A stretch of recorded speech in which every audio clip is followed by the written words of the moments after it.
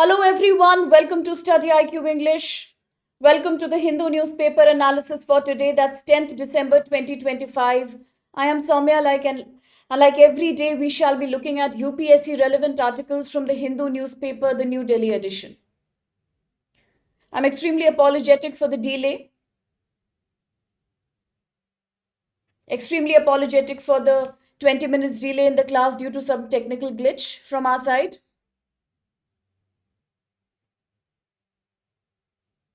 Am I audible and visible? Am I audible and visible to everyone?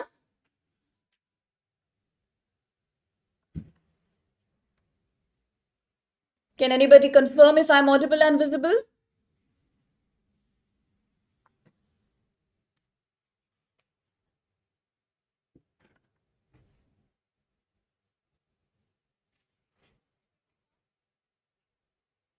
Okay, then a very good morning. Very good morning, everyone. I'm extremely sorry, extremely apologetic for the technical glitch. I tried to come live at least 7, 8 times, but then due to some technical error, nothing happened. I could not initiate the class. And then we lodged a complaint. It was fixed from the back end. I'm really sorry for wasting your time. Very good morning, everyone. Good morning there. Prasad, good morning, Anurag, Bulbul, Iba, Saurav. Good morning, aspirant Radhika. Very good morning, Ramu. Very good morning there. Eric is here with us. Very good morning, Kojumba, Diptesh. Very good morning, Sumit. Really sorry for the delay. Welcome to the Hindu class. Now that I'm audible and visible, let's see which newspaper articles have we chosen to analyze from today's Hindu newspaper, the New Delhi edition. Like every day, let's have an interactive class. Also try to build a perspective about all these global and national issues. So we have about 7 articles from the newspaper today. And at the same time, we also have 2 quick news bits.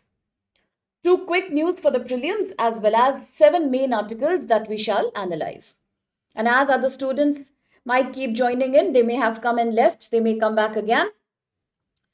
So let us begin then with the first article for the day. And Anurag, usually we start by 9:30, and that's about 1.5 hour session. And today, because of the delay, it's in front of you. It has already become close to 10, but I shall try to summarize as soon as I can. Very good morning, Prajesh. Very good morning, Aktopam. Glad to see you. So let's have a look at the first article for the day. This is page number 8 editorial. The article says Care as Disability Justice, Dignity in Mental Health. Now, for this article, I not only plan to tell you what the writer has said, but also we shall be looking at certain Indian constitutional provisions with regards to mental health, the duty of the government to protect the well-being of the people. Let's have a holistic look at this article from the perspective of GS paper 2. Why GS paper 2? Because GS paper 2 talks about vulnerable communities. A very important topic in GS paper 2, social justice, also happens to be mental health. Especially if you look at the GS paper 2 syllabus, you explicitly have to cover the Mental Health Act 2017 here. That's very crucial. I always tell my students it is a revolutionary act in India when it comes to the domain of mental health. So we shall also look a little bit into that. But before that, let's analyze what this article talks about. Now, this article is saying that people who experience mental problems, psychological distress, it could be depression, it could be some form of chronic anxiety. It could be something more serious like psychosis, schizophrenia. It could be the beginning of Alzheimer's. It could be about memory loss or post-traumatic stress disorder. Now, each of these disorders mean that people carry their own trauma. Each individual who is suffering from mental health problem is carrying their own trauma regarding childhood issues, sometimes childhood abuse, sometimes some accident, people who are victims of, say, natural disasters, or homelessness, or extreme poverty, some kind of sexual abuse. Now, people always carry this trauma throughout their lives. Even as they age biologically, the trauma keeps on existing inside them. Subconsciously, they may not understand. But it definitely has some physical impacts on their body, which means psychiatric care cannot only be measured in terms of number. We can't say that 1 in 5 teenagers in India today is experiencing anxiety. That's a very numerical representation. In reality, we need to see what are individual complexities associated with mental health problems. And mental health doesn't mean something that can be put in the form of numbers. That's not possible. That's not right. We should treat every individual as a unique story when it comes to mental health. Every individual is a unique case study here. We cannot treat people as burdens on society only because they have a mental problem. Each individual is an own case study in themselves. What are the problems with existing approach that we have towards mental health? The biggest problem is that today in India, mental health care sees psychological disability from a deficit viewpoint. Did you understand that? Today in India, we are looking at mental issues from a unique standpoint that is known as deficit perspective. What is deficit perspective? When you have deficit perspective towards somebody, you view that person as incapacitated, somebody who's inferior to you, somebody who has some deficiency or some abnormality. That's the kind of perspective we have towards people who experience a wide array of mental, emotional, psychological, psychosocial, neurotic conditions. That's the idea that we have. And that's a very painful idea, because then we start believing that the only solution to this problem is to make such people fit for the modern society. Fit for society. Just like the so called normal people, these people who are experiencing mental problems should be made fit for the society. Integrating them in mainstream society ignores the fact that they are not problematic. They are only victims of neglect, psychological and social. It is about believing in stereotypes. You don't understand the structural barriers that people have who are facing mental disability. Now, majority number of mental disability cases remain untreated because these people are also victims of social exclusion and poverty.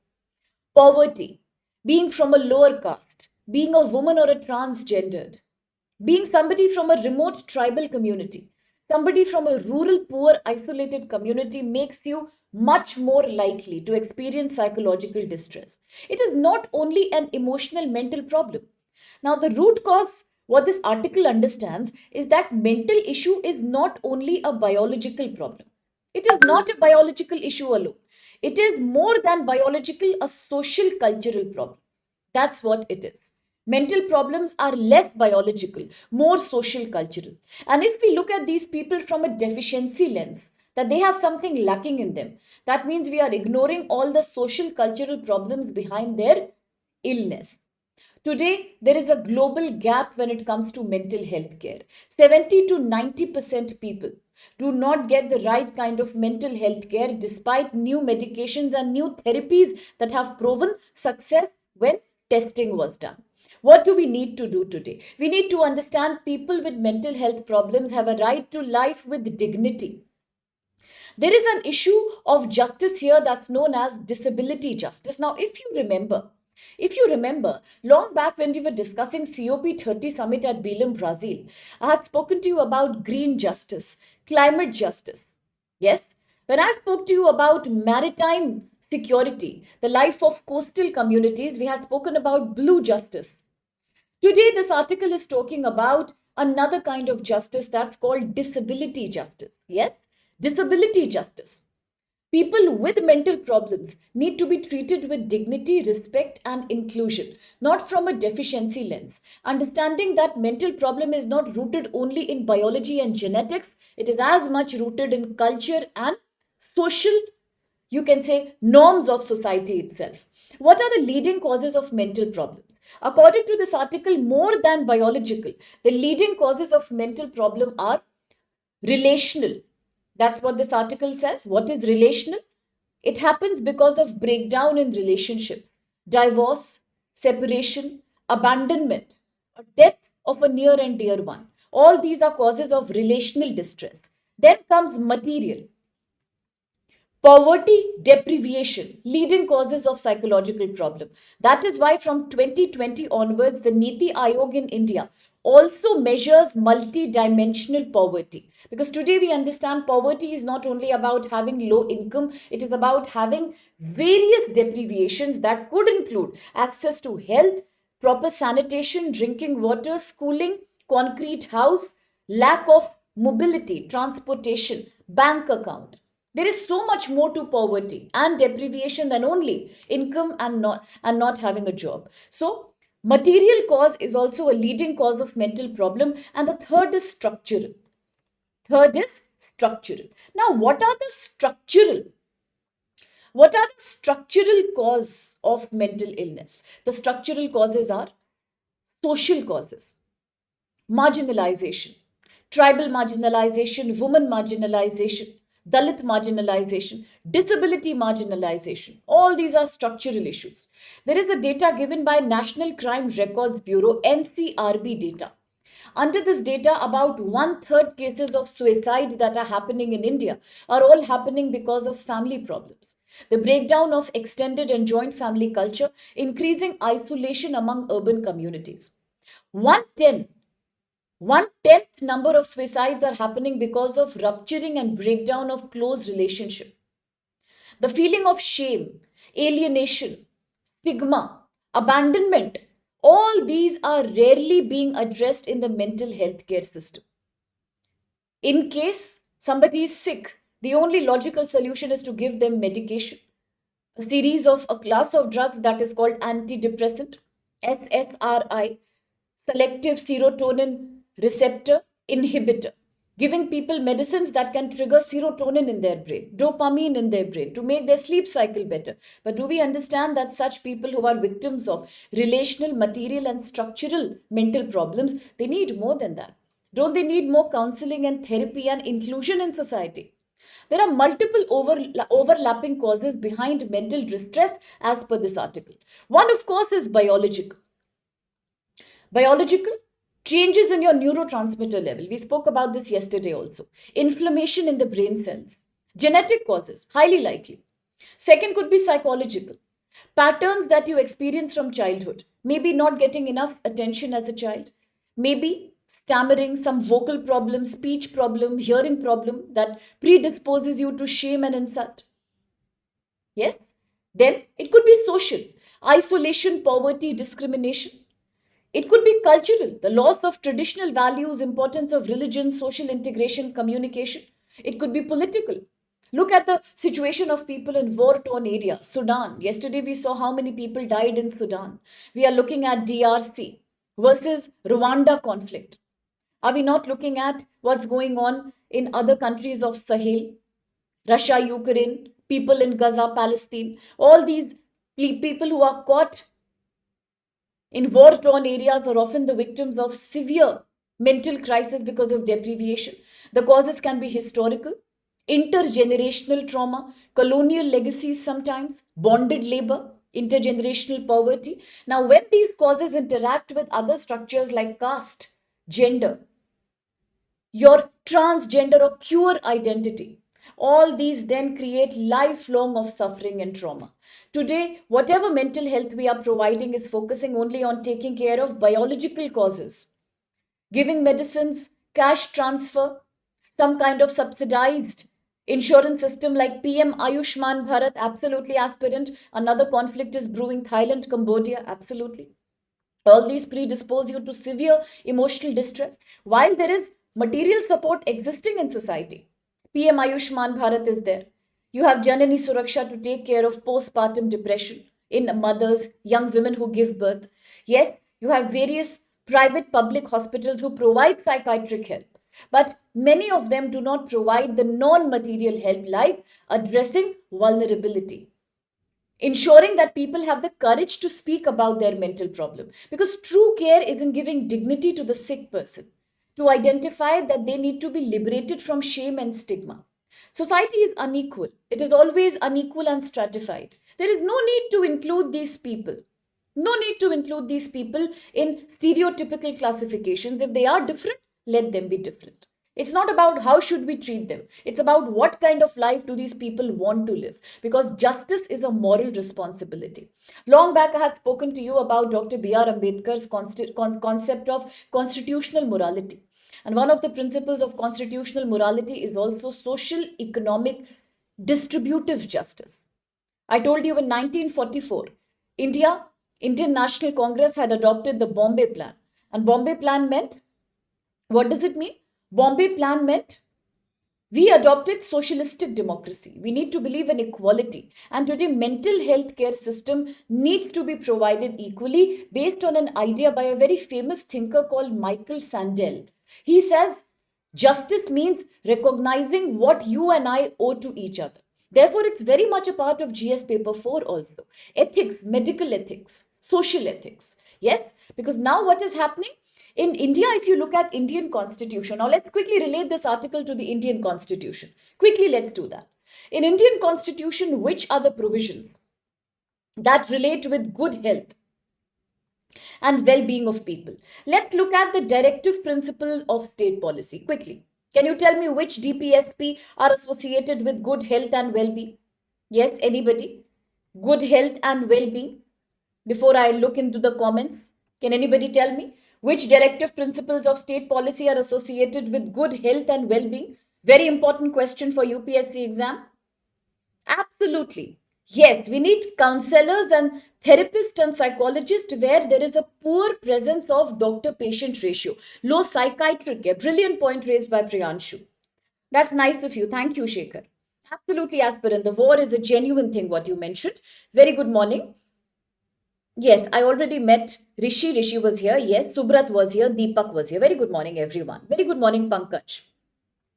Okay, so which directive? Very good, Bulbul. Absolutely. Which DPSP relates to well-being and health? Yes, indeed. Let's start with Article 47. Article 47 of the Indian Constitution. Directive principles of state policy. Which part of the Constitution am I talking about? Quickly, please. Which part of the Constitution am I talking about? Quickly, the DPSP, Directive Principles of State Policy. Non-justiciable, but important guidelines to guide the government on welfare-based administration. Which part of the Constitution? Let's talk of Article 47 DPSP. It says the government should raise the standard of living and improve public health. Next comes Article 48, as Bulbul and Priyanshu are mentioning. What does it mean? The government has to protect the health of workers and children. Very good, absolutely, Kojumba. Article 47, well said there. A CDT, codename Part 4 of the Constitution. Absolutely, very good, Bulbul. Yes, Eric and Aspirant. So Article 47, good morning, Ribina. Article 47 is about standard of living and improving public health. Article 48 is about, if Article 47 in that, then what is Article 48 all about? Quickly let me know Article 48. Now coming back to Article 41, that mandates public assistance for sick and disabled people. That's the most important article we need to cover over here. Article 41. What does it talk about? Article 41 says we need to make it compulsory to provide public assistance for sick and disabled people. Sick and disabled people. That's Article 41, very important. Then comes Article 39, Part E, that says the health of workers and children need to be protected. Then there are many more like 42, which talks about maternal health care. You see, all these DPSPs make it mandatory that we provide good quality public health. Now, similarly, a very important thing I want to tell you in this article, and I do want everybody to please remember about this. Do not forget what I'm going to talk about now. Okay, that's valid. All right. 39E, very good, Kojumba. The health of children and workers, very good. Good morning, Sanghamitra. Now, quickly listen to this very carefully. When I'm talking about constitutional provisions of healthcare, we have already seen articles from Directive Principles of State Policy 39E, Article 41, sick and disabled care, Article 47, 48, yes. But the most important is the National Health Act 2017. What am I talking about? National Healthcare Act. National Healthcare Act 2017. Listen carefully, why is it important? It is a revolution in India. Mental Health Care Act, National Health Care Act 2017. Under this Health Care Act, inspired by this, we made a revolutionary change in India's public health system. Earlier, attempt to suicide was considered a criminal offense. Listen carefully. Attempt to suicide was a criminal offense. But inspired by the National Healthcare Act 2017, we changed that. Now, Section 309 of IPC, Indian Penal Code, that used to consider suicide as a criminal offense was decriminalized. It was decriminalized under the Bharatiya Nyaya Sanhita 2023. So under Bharatiya Nyaya Sanhita 2023, Section 309 of Indian Penal Code was decriminalized. Today, attempt to suicide is not a criminal offense at all. It is considered as a step taken by an individual under severe stress and mental problem, and such people should not be prosecuted by law. In fact, they need to be protected by the healthcare system. So, under this amendment, we have completely removed Section 309 of IPC. I will make a question on that and ask this to all of you on Saturday. So please take a note. Mental Health Care Act 2017. You can get a straight question in GS paper 2 mains exam, that why is it known as a revolutionary act? Because for the first time in India, we understood that attempt to suicide is about mental illness. It is not a crime. So Section 309 of IPC has been decriminalized. I repeat, decriminalized under Bharatiya Nyaya Sanhita 2023. Very good question, aspirant. Article 39E. It says the government has to be responsible to protect the health of young children and workers in India, because it addresses the component of demographic dividend. Is that clear to everyone? So do remember that, okay? So with this, let's quickly have a look at a question based on this article before we proceed on the second one. Question says, consider the following statements regarding re-imaging or restructuring of mental health care. 1. This article argues that dominant mental health care approach often follows a deficit lens that focuses on integrating individuals into existing society. Second, lived experiences of distress, problem, highlight the importance of addressing relational, material, and structural causes of suffering. And 3, a comprehensive mental health framework must treat biological explanation of distress as superior to social and cultural explanation. Quickly let me know which of these codes are valid here. Very good, Jonathan. Very good, Jonathan. Yes. Section 24 on sedition. There are many changes made actually, but talking about exclusively suicide, it's Section 309. Just like allowing homosexuality was under Section 377, it was decriminalized under Navteej Singh Johar case 2018. This is about suicide, 309. Very good. Anurag has already given us the answer. Anybody else who shall answer? What about Rabina, aspirant, Eric, Kojumba, my dear? Sanghamitra, Ramu. Diptesh was here as far as I remember. Bulbul. Very good. Kojumba, Priyanshu, Bulbul also answer. So does Rishi.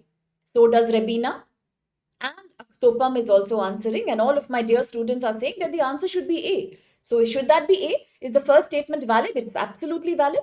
That's the main point of this article here. In fact, Ramu had wished us in the beginning. I was about to read that comment. What did he say? Ramu quickly mentioned us that actually we are celebrating and talking about all these articles because we are looking at a very important event. What is that important event? We shall see now. Which is the important day that we are celebrating and observing today, because of which all these articles have come in the news. Okay, let's have a look at that. All right. Okay, some confusion rests. Okay, Ramu answers, Prasad answers. Indeed, the answer should be A. There is no doubt. First article is correct. The first statement is correct. The article says we always look at people with mental health problem as if they are deficient, they are deficit, they are abnormal, they have something lacking in them, they are incapacitated. That's a deficit lens, a lens of deficiency, inequality. That's not good. It's correct. Second one, people who experience mental health problems can also experience these because of material, relational, and structural problems. Absolutely correct. Third, it's totally wrong. Article itself says we should not look at mental problem only as biological. It's more social, cultural, and structural than biological. Existing therapies are looking at biological causes. We need to understand vulnerabilities associated with non-biological structural causes. So absolutely A is the right answer. Well done. Thank you so much, Ramu, for confirming. Thank you, Jonathan and Bulbul and Prasad, for supporting that. Yes, we celebrate the Human Rights Day. And that's the reason all these articles have come into highlight. Thank you so much for the wonderful input there, all of you. Now, quickly, the next article, editorial page number 8, charting an agenda on the right to health. See, we are celebrating the Human Rights Day. Another article is talking about right to health. So, if I ask you a question, is right to health a fundamental right in India? Is right to health a topic that once again covered under GS paper 2, social justice, and GS paper 3, science, nutrition, health? I'm asking you a question today. Under which fundamental right do we say right to health is a right that Indian citizens have? Quickly, can anybody tell me? Yes, all my dear nerds. Which fundamental right includes the right to health and well-being? Very good, Jonathan. Absolutely well answered there. Absolutely. Yes, we consider the right to health within Article 21. That is the right to life, the right to dignity. Just like today, we are looking at the right to a clean environment, the right to a clean ecology under Article 21, the right to life and liberty. We also include right to good health and well-being as an interpretation under the Article 21, that's right to life and the right to dignity. Very good, Eric. Absolutely, Ram. That's correct, Rishi. Rajnishwar. Very good. Is that clear? Anurag, Prasad, everyone? Yes? Yes? Very good, Sangamitra. It's about right to life. So what does this article say quickly? That's completely okay, Sangamitra. You haven't missed much. Bacha, we started very late today. We ran in a technical glitch actually. In case you have missed anything, I can repeat. And still, if you can understand the answer, that's wonderful. You are coping beautifully. That's wonderful, Sangamitra. It makes me so happy to hear that from you. Okay, yes, definitely. You will not only cope up, you will do beautifully well. Okay, no worries. Yes, yes, absolutely. Is it clear? I did speak about a fundamental right, Anurag. You are right. That's what I said. Is it a fundamental right? Is it an interpretation under any given fundamental right? I hope it's clear. The query is clear now. Okay. So we include that under right to life and liberty. Very good, Anurag. Absolutely, Eric. That's correct. Great. So now let's see what this article has to say quickly. The article says the National Convention on Health Rights. Today, right now in New Delhi, where?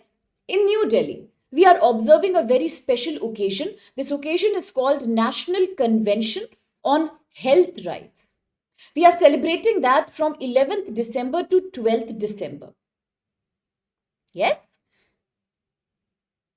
No problem, Prasad. I'll come back to that, Bacha. Give me a moment. We are celebrating in New Delhi National Convention on Health Rights, December 11th to December 12th. It is happening on a very important day. Which important day? Just now, Ramu, Sanghamitra, Eric, Rajnishwar, everybody told us that after all, it is the Human Rights Day, 10th December. That's what we are celebrating. We are also celebrating another day, Universal Health Coverage Day on December 12th. So, this National Convention in New Delhi on health rights is happening on a very important juncture. Today, we celebrate the Human Rights Day. 2 days later, we shall be observing the Universal Health Coverage Day. It is being organized by the Jan Swasthya Abhiyan. Who is organizing the event? Jan Swasthya Abhiyan. In English, it means People's Health Movement. But what do you mean by People Health Movement? People Health Movement is an Indian chapter of the Global People's Health Movement, PHM, right? So in India, Jan Swasthya is an Indian chapter, national chapter that India has on the global movement called People Health Movement, PHM. PHM. It is a network of civil society groups, health workers, activists, community members, teachers, doctors, researchers, and public health officials. They all work to promote right to health in India. What do? They are trying to promote right to health in India. In India, under Article 21, the right to life and liberty. We also include, as per Supreme Court's directive, the right to have health care, medical care, and a life of dignity. What are the objectives of this Jan Swasthya Abhiyan? One objective is to understand what are the health challenges in India, particularly in terms of non-communicable diseases. Second, promote the right to health. Quite lately, I had spoken to you about United Nations Habitat, right to city, GS paper 2. Today I'm talking about right to health, GS paper 2 and 3. Then another target is to criticize privatization and commercialization of health in India and to take important lessons from the COVID-19 pandemic. But the bigger question is, what do you mean by the right to health? What all is included in the right to health? One, please understand this is not a part of this article. This is not a part of this article. We are understanding that purely for UPSC. So please focus here for a minute. GS paper 3, health and nutrition. Please focus. Under right to health, what all is included? I'm talking about right to health here. According to World Health Organization, under right to health, we include 3A and 1Q. Is that clear? 3A and 1Q. What did I just say? Under right to health, according to World Health Organization, we include 3As and 1Q. And what does that mean? The 3A means availability. Availability. Next, accessibility. Accessibility. 3, acceptability. Acceptability. 4, quality. So these are the 3A and 1Q concept. Tomorrow, if somebody asks you in UPSC a question or in the interview, if a question is coming your way, that now we are saying that under Article 21 as per Supreme Court of India, we include the right to good health. What do you mean by right to health? And please understand, according to World Health Organization, the apex body on health, right to health is about 3A and 1Q. Availability, accessibility, and acceptability, and 1, quality. What is availability? The right doctor to patient ratio. One doctor at least for about a certain component of population. Enough health facilities available in society. Proper medical staff and good amount of medication. Second, accessibility. Affordable, non-discriminatory, reachable public health even in the remote areas. Acceptability. Accept diseases like HIV/AIDS, sexually transmitted infections. Accept diseases that are spreading like tuberculosis, like COVID pandemic. These are not matters of shame. Menstrual disorders. These are not matter of shame or stigma. These are concerns that need to be addressed and accepted first. 4, quality. Scientifically and medically appropriate services, including preventive health, that's vaccination, to be provided to the people. That's about the AAA and 1Q concept. But why is this article criticizing privatization? The article says from 1991 to now, the government is repeatedly allowing more foreign direct investment in India, more portfolio investment in various sectors like education, health, housing.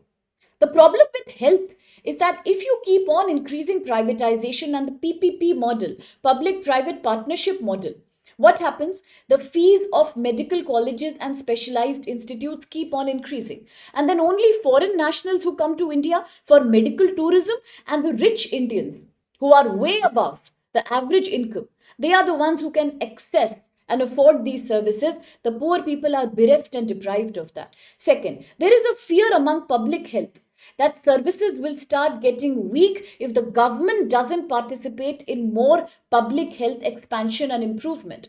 Healthcare will one day become completely unaffordable.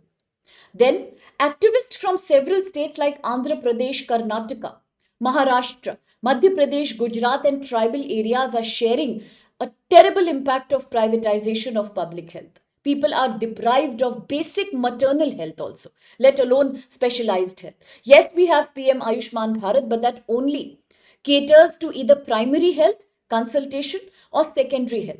Basic specialist consultation. Majority of insurance doesn't even cover tertiary part of it, surgeries and procedures. The poor people have zero knowledge about that. And the hospitals that are allowing Ayushman Bharat, do not have the quality of service that people actually need. Ultimately, if we do not regulate private sector, what happens? Overcharging of the fee. Unnecessary procedures like in India today, majority of women give birth from cesarean section operations rather than giving a normal birth. In majority of cases, it's proven that unregulated and unneeded uterus removal surgeries are happening, especially among the migrant agriculture laboring women in Uttar Pradesh and Maharashtra, those who are the sugarcane sector working women. They are often made to remove their uteruses by saying that you have a tumor, when in reality they have no tumor. Why is that being done? So that they stop their menstrual cycle, they cannot become pregnant, and they keep on working like a robot, and their work output increases. It's a very, very patriarchally induced system of human trafficking. All that happens when you encourage private sector without controlling that. Whether it happens in the aviation sector, where few airlines like Indigo dominate, or whether it happens in the health sector, there is always a disproportionate price to pay for privatization. Then there is a violation of patient right. We recently spoke about the Thota Act 1994, organ transplant. We see how much organ harvesting is being done without informed consent of the patients in private hospitals just for profit making. In the last 2 days, we have looked at the ugly side of corporate sector, crony capitalism. We discussed that private companies never sacrifice on their profits, even on the behest of human life and safety. Something to what's happening right now in the civil aviation industry. Same thing is applicable in healthcare sector as well. And now looking at low public health spending, one of the main problems in India is the GDP. We only spend about 2% of union budget on health sector, whereas developed countries are spending about 6% already. If you look at the per capita spending in India on public health, it's about $25 per year. It is among the lowest globally. Therefore, out of pocket expenditure, people without insurance, people without free medical health care from the government are spending too much from their pockets, even for small basic diagnostics and procedures in private clinics. That pushes them in chronic poverty. It's very, very common to look at people, informal sector laborers like migrant workers, rural people who take loans to undergo basic laser procedures, including removing of a kidney stone, for normal reproductive procedure, something as basic as a full body, you can say, checkup also is something that's unaffordable to people who are poor. At least in the private sector, they can't. And in the public sector, there is hardly a concept of preventive healthcare. It only caters to emergency. So that's the painful aspect here.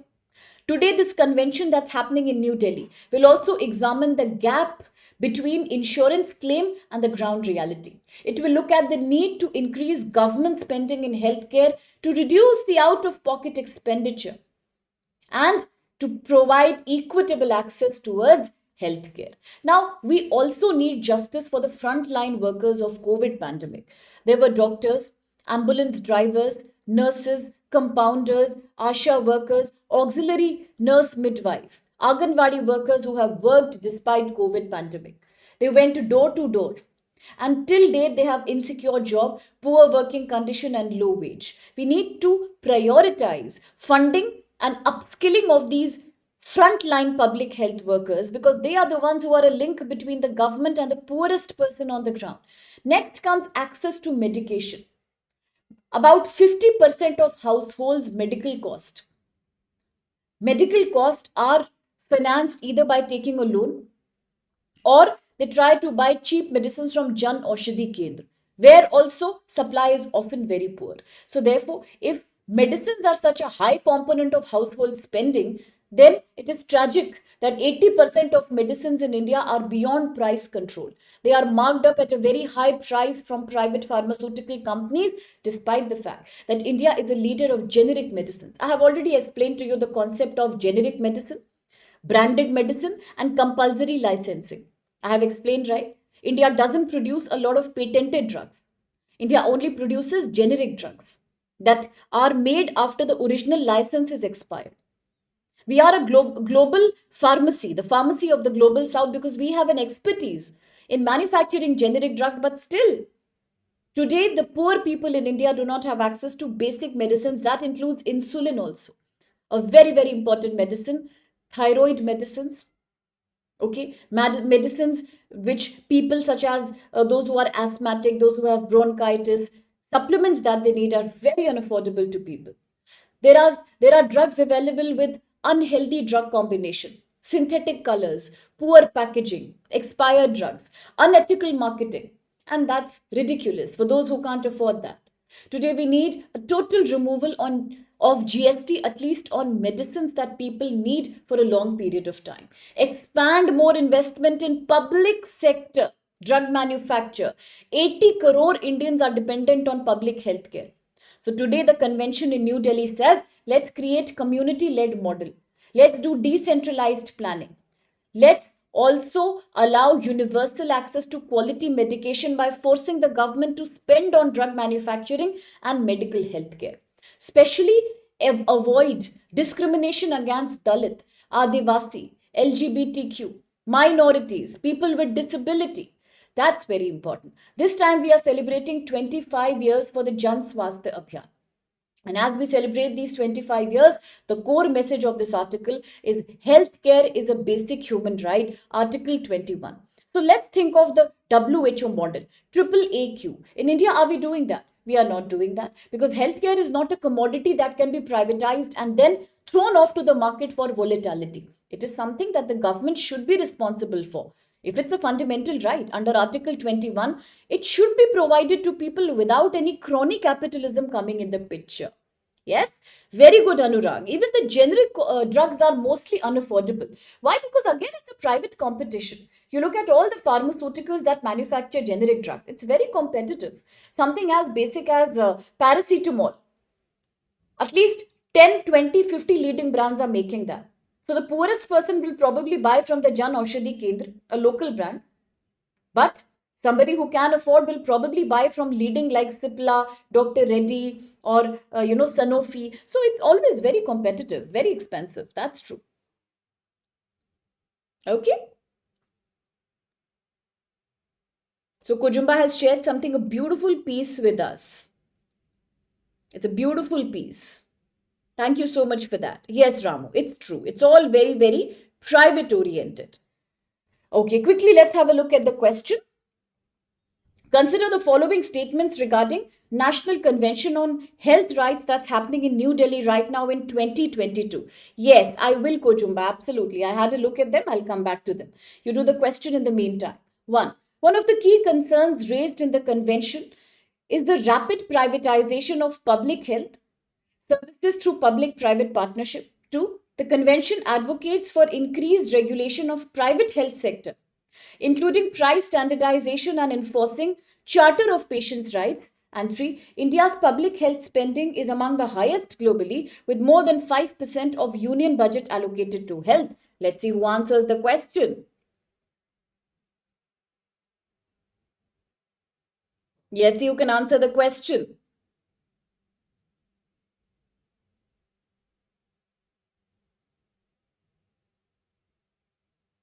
Oh, that's beautiful, Anurag, for the hemophilia care. That's wonderful. Kojumba, these are beautiful lines. Is that a poetry, my dear? Have you written this? Has it been written by someone? It's touching, it's beautiful, it's absolutely moving. Thank you so much for sharing this lovely piece with us. Do shed a light on exactly what motivated you for that. It's beautiful. Now, answers are coming. Began by Priyanshu this time, then aspirant. Rahul, Rabina, Eric, Prasad, Sumit have answered. Let's see. Is the first question correct? Everyone says A is the right answer. Definitely third is the wrong statement. We all have seen in India the main cause behind deprivation in health is that the government is spending less than 2% of union budget on health, whereas developed countries are spending about 6%. If 3 is wrong, we need to absolutely eliminate all 3, making A the right answer. I always tell you, please eliminate. And Prasad, my dear, you've recently joined the class. It's not about getting the answers right or wrong. If you get them, wonderful. If you don't get them, the main idea is to understand why is a given answer correct. So for me, the focus is to understand these questions. It is never about right or wrong. And you are catching up really well. So nothing to worry. Give yourself a little more time, and those who've joined us recently will catch pace immediately. I'm sure about that. Beautiful, Eric. It's 2%. Absolutely, Kojumba. That's correct, dear. Yes, Sankhamitra. First two are correct. That's exactly what was discussed. Now, quickly hopping on to the next article here. It's also editorial page. It's a slightly political article. So I will not take much time on that because we are late today anyway. I'll just take 2 minutes and give you a snapshot of the article. The article is quite political. The article is about a controversy regarding Vande Mataram. The article says India is a country that believes in unity in diversity, according to Pandit Jawaharlal Nehru. But the real idea is unity in uniformity, unity without uniformity, and diversity without fragmentation. I've told you before, GS Paper 1, Indian society. What are the salient features of Indian society? Unity without uniformity, diversity without fragmentation. A diverse, a very, very cosmopolitan, a very composite society that's made up of different religions, races, ethnicities, language, region, and all of that. So this article is asking that India therefore needs to maintain social unity and social cohesion, a word that is often referred to as solidarity in social science. India needs to maintain solidarity. Very important. What is the background of all that? Recently, 150 years have passed since Vande Mataram was written by Shri Bankim Chandra Chattopadhyay, and it was included in Anand Math 1882. It celebrates India as the motherland, associating your motherland with divinity.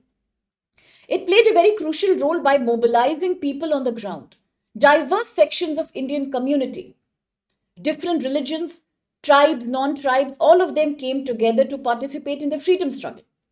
Back in 1931, back in 1937, Indian National Congress adopted only the first two stanzas, the first two paragraphs for public gathering.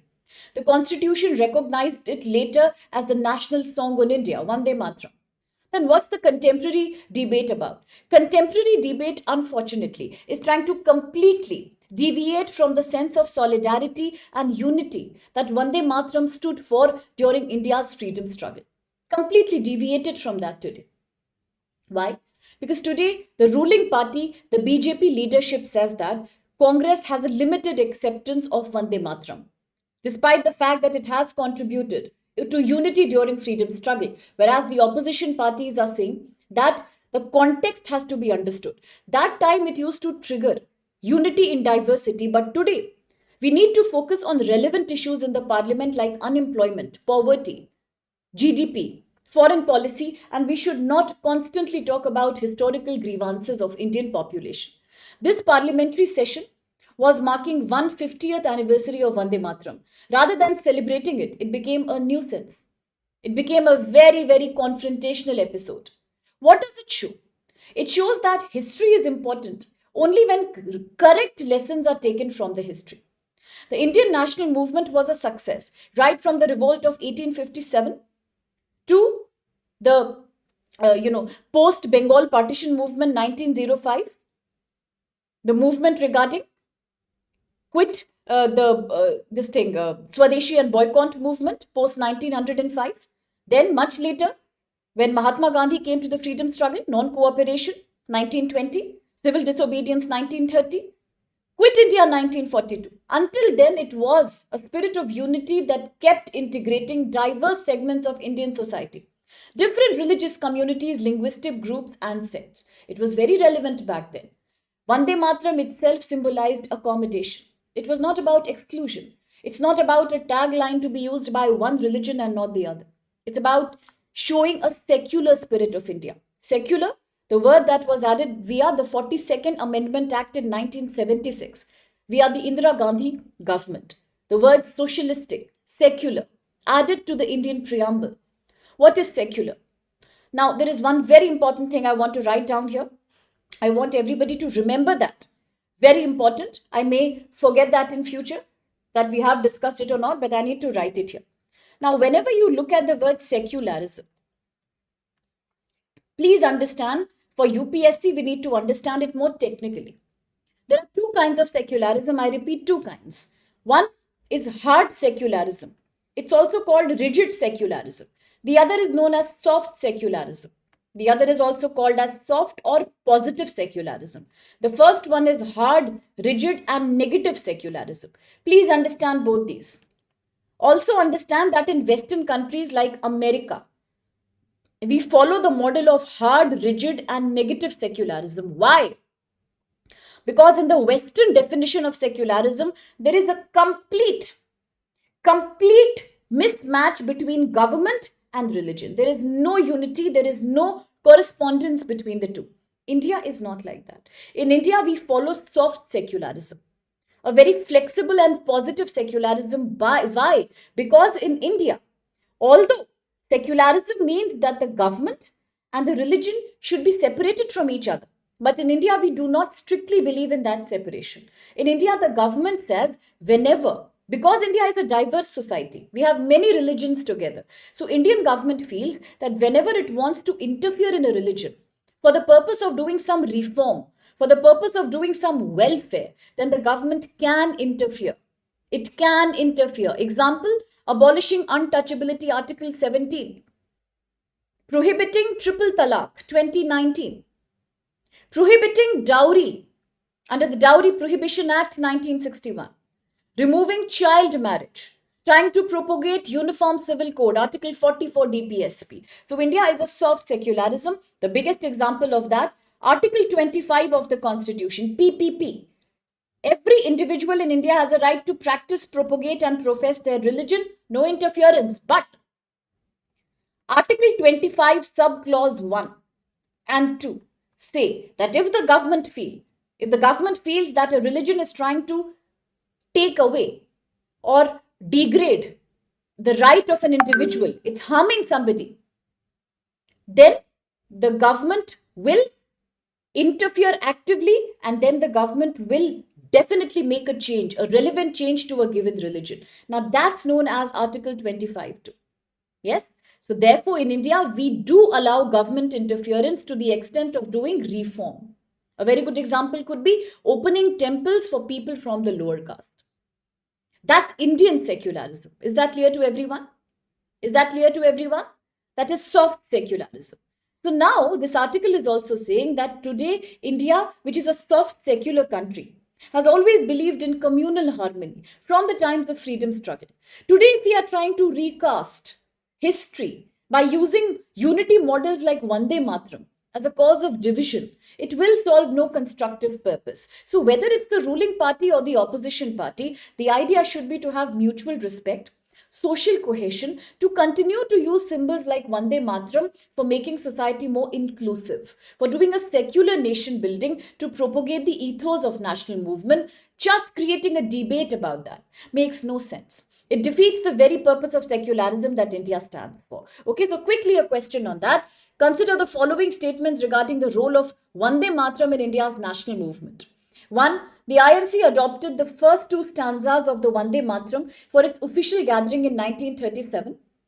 Second, Vande Mataram symbolized the spirit of national unity and was recited by people from different religious communities during freedom struggle. And 3, the story of Vande Mataram reflects larger national movement's approach of seeking accommodation in unity among diverse community. Which of these are valid? Kojumbai, absolutely, it's unbelievable that you wrote it yourself. And if you've written this yourself, it's so beautiful. It's a poetry written by you. Credit to you, kudos to you. You are such a brilliant poet. So proud to have you on the platform. Thank you for sharing with us. Every word is valuable and beautiful. Okay. Aspirant starts answering. He says the answer should be D. So does Ramu. Does anybody else also think that it's D? So does Sumit and Prasad. Yes, there is so much fragmentation today. So Sanghamitra, Bulbul, Utkarsh, Kojumba, Priyanshu, Eric, everyone says it's D. Absolutely, it's D. All statements are correct there. Really well answered. Now, another article, the last important article as such. Very good, Rabina and Aktopam. A deep cleaning of India's electoral roll. What are we trying to say? We are trying to talk about special intensive revision. What are we talking about? Special intensive revision. What is happening right now? Right now, there is a big debate in India whether you really need a special intensive revision SIR for 12 states and union territories in India or not. So how did the whole thing start? The whole thing started from the premise, from the belief that electoral rolls are essential for free and fair election. electoral rolls are very, very important for free and fair elections in India. Dr. B.R. Ambedkar in 1950, I repeat, Dr. B.R. Ambedkar, the architect of Indian Constitution, 1950, he said that preparation of electoral roll is a condition that should be precedented for election. If an election has to be there, if we have to have an election, we should do a special revision. We have to prepare a proper electoral roll. That's what Dr. B.R. Ambedkar said. Electoral roll is a necessity for an election. And in India right now, it is Article 326 of the Indian Constitution that says only eligible citizens can vote. We have already seen the duties of Election Commission of India 324. It is 326 article which says that only eligible citizens in India can vote. The Election Commission of India has the constitutional authority for supervising, for directing, and for controlling electoral rolls in India. In this context, we have two methods or two manners of updating the electoral roll. What did you understand so far? Quickly. What did you understand so far? What did you understand so far? Dr. B.R. Ambedkar in 1950 said, electoral rolls are necessary to make if you want to do election. Article 326 says electoral rolls are important only eligible citizens can vote. What's the issue now? There are two methods in which we can update electoral rules. What are the two methods? One, intensive revision. Two, summary revision. I repeat, one, intensive revision. Two, summary revision. Special intensive revision is constitutionally valid, but it should happen only to ensure inclusion of all eligible voters and to exclude the non-eligible ones. Election Commission has an authority to conduct these kind of periodic reviews. Now there are two kinds. Intensive, deep one. Yes, intensive. Summary, short ones. What are intensive? Intensive revisions are proper revisions that rebuild from the scratch entire electoral roll. It is usually done once in about 10 years or 20 years. It's a lengthy process, very lengthy, because it is about something that you do from the scratch. But summary revision is very different. Summary revision is about incremental periodic reviews. You can do them annually also.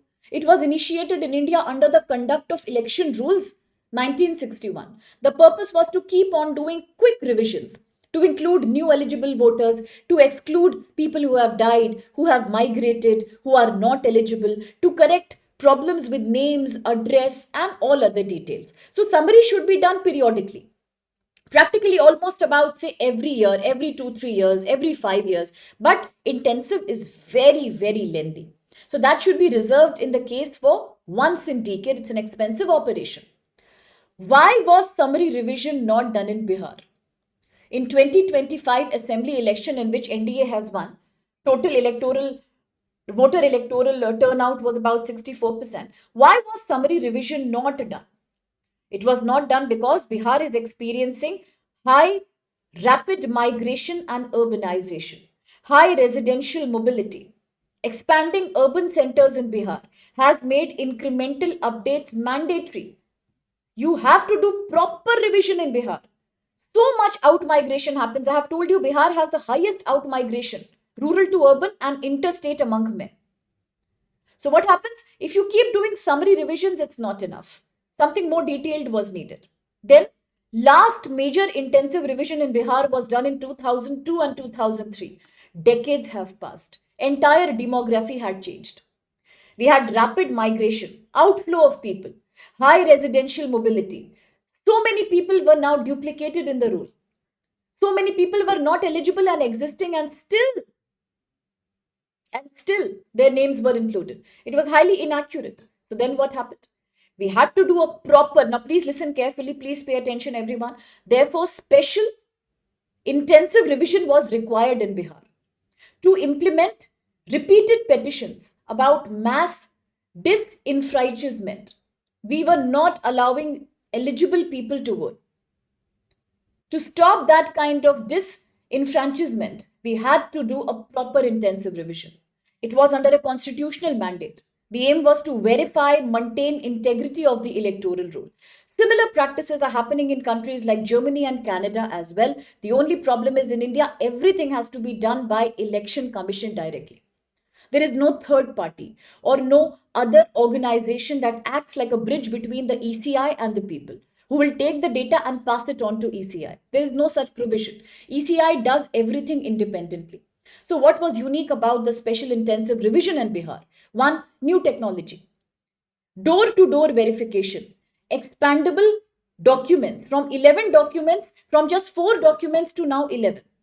We started doing 11 documents per mission. 11 documents, including Aadhaar card, as a unique case, was allowed to register your name in the electoral ID. We were digitizing all the supporting documents online, taking all online objections and complaints. Booth level officers were there, too many in number. They were also supported by civil society and other government officials. The draft poll was published, and can you believe in Bihar this time? Out of the 7.5 crore entries that were verified, 65 lakh people were deleted. I repeat, 65 lakh people's name was deleted. And about 2,53,524 claims, objections were received. 36,500 people were now included also. So you see, too much intensive exercise it became. It was about 1,60,800 booth level agents that were deployed in this purpose. Supreme Court was involved, which allowed 11 documents to be used for electoral roll rather than only 4. So that much was done. Now, what is the significance of all that? The significance is that ECI had to be committed to its constitutional duty of conducting proper revision. Nobody, especially migrant workers and women, were omitted in the last moment. And therefore, you can see the result. More women have voted than men in Bihar. To make the process more accountable, transparent, technology digitization was used. At the same time, too many people were also included to make this exercise more democratic. So you see, there are two kinds of revision, Prasad, as we were talking about. Special revision, from the scratch you prepare a new electoral roll, like what happened in Bihar this year. After 20-25 years, it has happened. But if in an area there is not too much demographic change, unlike Bihar, we can also do summary revision. Summary revision is just about quickly updating and changing what needs to be changed, not doing the whole thing from the scratch. That's beautiful, Eric. That's good to know. Okay? Is that clear? Now let's quickly have a look at the question here. Consider the following statements regarding special intensive revision in Electoral Roll 2025.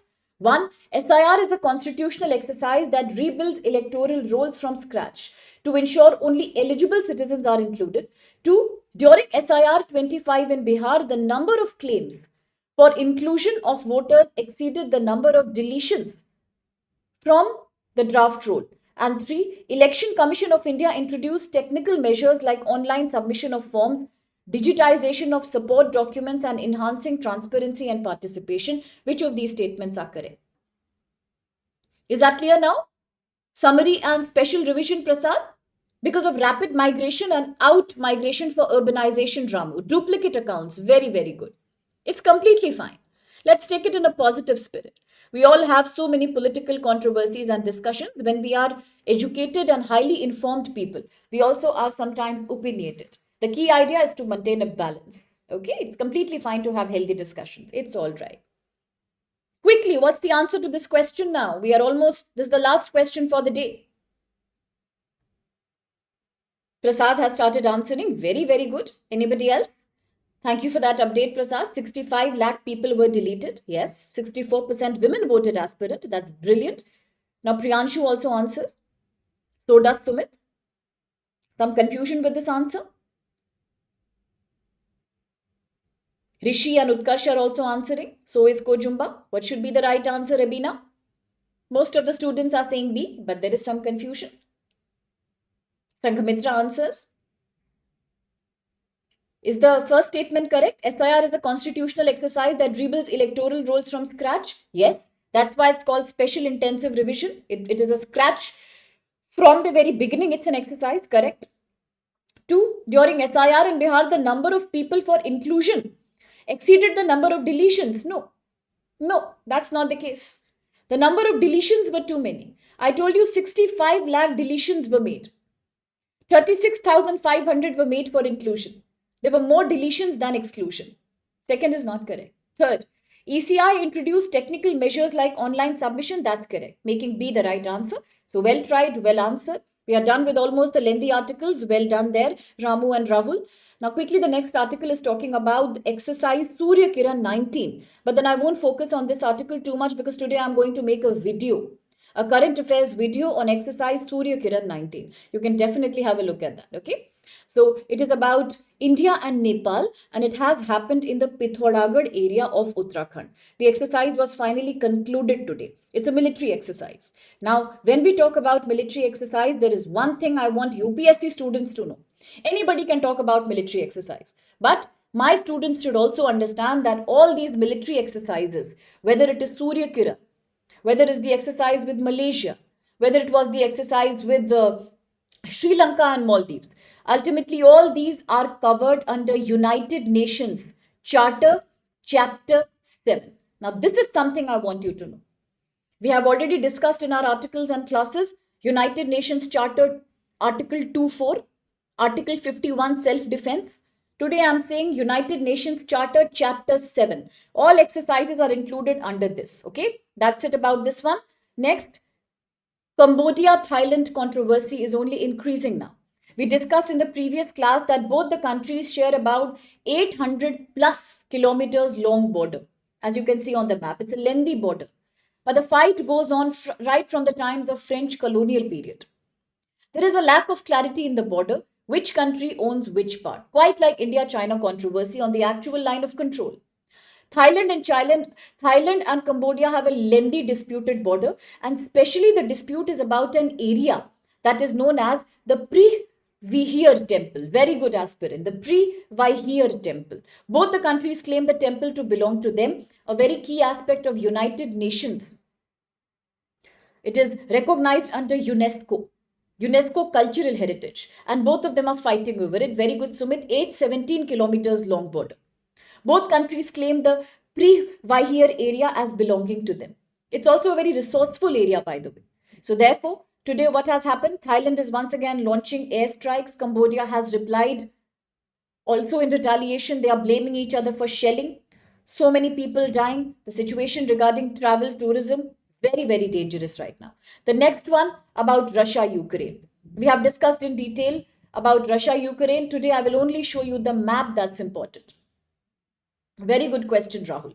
So Rahul is asking, which is the deity, which is the god to which the temple Pre-Vihir is dedicated? I give you three options here. Is it Lord Shiva? Is it Lord Vishnu? Or is it Lord Indra? It was in the newspaper. We have mentioned this in the previous session. Quickly, let me know. Okay, next one. What is happening between Russia-Ukraine? America has given a shock to Ukraine. United States President Trump asks Ukraine today to not only stop thinking about NATO, but also to surrender all the territories captured by Russia back to Russia. But Ukraine President Zelensky says, no, I am not going to do it so easily. They are asking me to surrender. After putting such a long fight, I do not want to surrender my territories, no matter what, but Ukraine will continue to fight for its right. Very good. Absolutely, Ramu. Now comes what territories are therefore included. I am not exaggerating this article too much, but I want to talk about the map. This is important for you. The map on the screen is important to you. So that's the answer. Did you get the answer, Rahul? All your dear friends have answered for you. A temple dedicated to Lord Shiva. Thank you so much. Brilliant.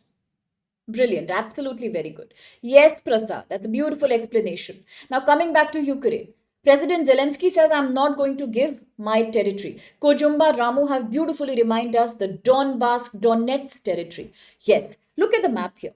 That's the conflicted map between Russia and Ukraine. Which territories have Russia captured? Now, this is an important question for prelims places in the news. You should not only know the map, but also all these areas. 2014, Russia had captured Crimea. Here is Crimea. You can see the bottommost part of the map, Crimea. What happened after Crimea? The Donbas region. 2014 onwards, there is too much rebellion. There is too much uncertainty going on in the Donbas region. It is in eastern Ukraine. It comprises, as Ramu and Kojumba and Sanghamitra said, Donetsk region. Where is Donetsk region? Let's quickly have a look. Here it is. The Donetsk region. The Donetsk region. Look at the map here. The Donetsk region. From 2014, this area has also been tried to be captured by Russia. It is having pro-Russian separatist movement. Now, forget about 2015. 2015 is Crimea and Donbas. Today, we are looking at 2022, since when the active war started. Which areas have been captured? Since Russian invasion, Russia has captured two more areas, the Kherson Oblast area and the Zaporizhia area. Zaporizhia was in the news because of the very big nuclear power plant situated here. The International Atomic Energy Agency also said because of constant shelling and missile attacks, probably Zaporizhia is experiencing a nuclear radiation leakage. And that became a big controversy about, I think it was July 2025 or something. So Zaporizhia Oblast. It has also been partially occupied. I'm showing you in the map, Zaporizhia Oblast. Question can come in the prelims, match the following. Don't forget. Zaporizhia Oblast, nuclear power plant in Ukraine, right here. Then also Kherson Oblast. So these are the four areas as you can see in the map. Yes, partially, not fully. As you can see in the map, this is also the easternmost part of Ukraine. Southeast Ukraine, on the border of Russia. The names are difficult, break it down. Make mnemonics for that, Prasad. 2014, Crimea gone. Donbass, Donetsk gone. 2022 war onwards, partially. Kherson Oblast gone. Zaporizhia Oblast gone. Today, what does America say? Give all these territories back to Russia. What does Ukraine president say? No, I'm not going to do it so easily. It's like conditional surrender. I'm not willing to do that. So remember this map. I'll keep showing you the map until prelims. Don't worry. Okay, we'll keep doing this map. But the broad conflict should be clear to all UPSC aspirants. Where are various areas located? Sometimes UPSC can give you a shock also. They may ask you to arrange from north to south. Areas such as Luhansk Oblast, Donetsk Oblast, Donbas, Zaporizhia Oblast, Kherson Oblast and Crimea. I want you to create a mnemonic. Vikash, Ramu, Anup. I think they are very good with creating mnemonics here. So if anybody can create mnemonics or if they can help us in creating mnemonics, even Diptesh for that matter. Kojumba was also wonderful at that day. So was Reshma. I don't know if she's here today, but then if you can do it, make a nice mnemonic in which we can learn the exact order north to south. That will be very good for us. We'll keep looking at the map, okay? And that's it. Now, quick 2 news bites before I take your leave. Once more, International Monetary Fund has decided to give a soft loan to Pakistan, about 1.2 billion US dollar.